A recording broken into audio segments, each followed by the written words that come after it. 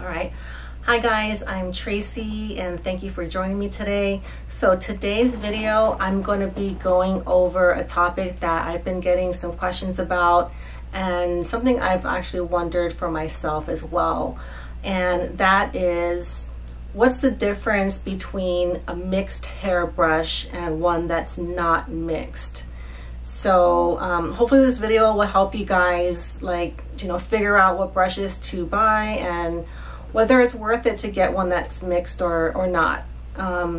So I'm going to be going over 3 different comparisons and using different brushes for all. And this video was a little complicated to do just because it gets a little confusing. So I'm trying to keep it simple and just doing like 3, and then do some B-roll so you guys can see these brushes in action, and then I'm going to give you guys my opinion on whether I think it's worth it to get that mixed hairbrush or not. So the first one, I'm going to be doing my foundation, and if you guys notice the B-roll, I am in the bedroom and I'm in front of natural light. That's why you can see all my freckles, you can see every little thing. So that's why. And it was a sunny day, so you can really just see everything.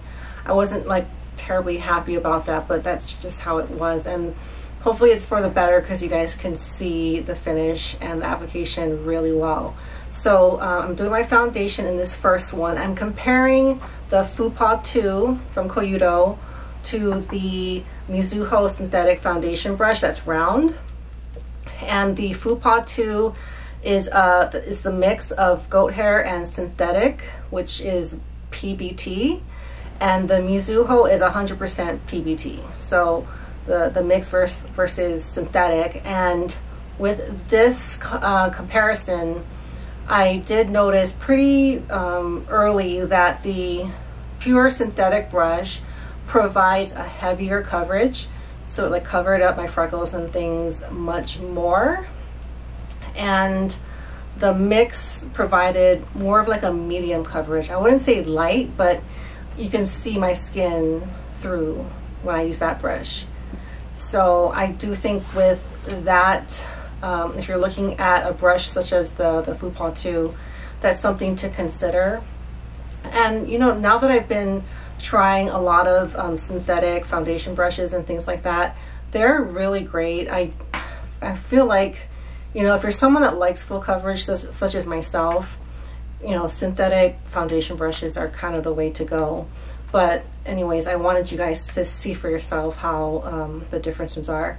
Okay, the next mix is going to be 100% blue squirrel brush versus a squirrel and goat hair mix. And the brushes I use are, for the 100% squirrel, I use the goss number 2, which you can't get anymore, I don't think, but it's made of blue squirrel. It's one of my favorite brushes, and I'm comparing that to the, let me see, the Eihodo highlight brush, which is squirrel and Hakuhodo goat mix.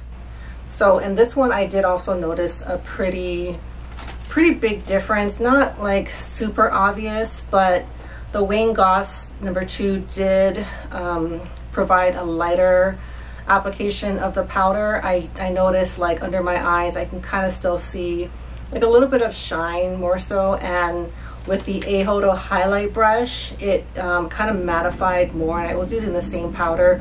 I was using the LYS translucent powder, which is one of my favorite powder brushes. But I do think that there is a difference. So if you get a mix of the goat and squirrel hair for powder, it is gonna probably put on a heavier application, not really heavy, but just more so than the 100% squirrel hair.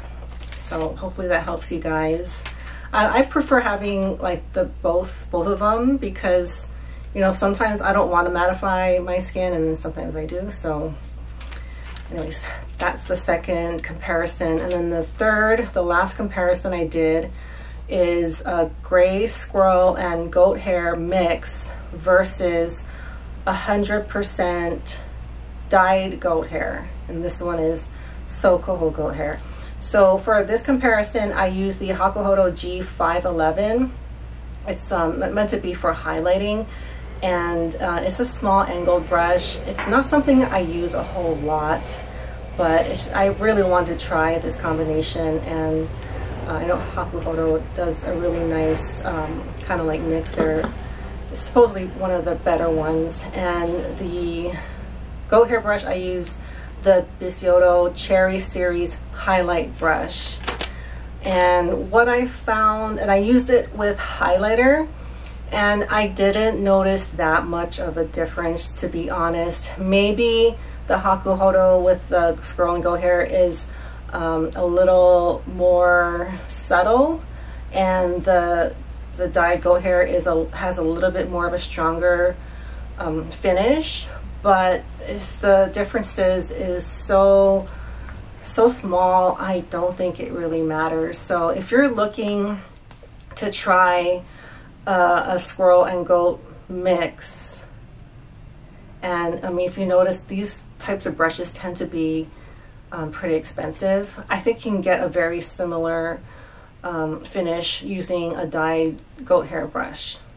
So that's my opinion on that. And with these comparisons, I try to keep like the density and the size of the brush similar. I couldn't always do that, but I try to keep all things equal except for the type of hair. So I'm hoping that this helps you guys make better decisions when you're buying your brushes. And if there are other types of mixes that you want me to show, let me know in the comments below and I can do that.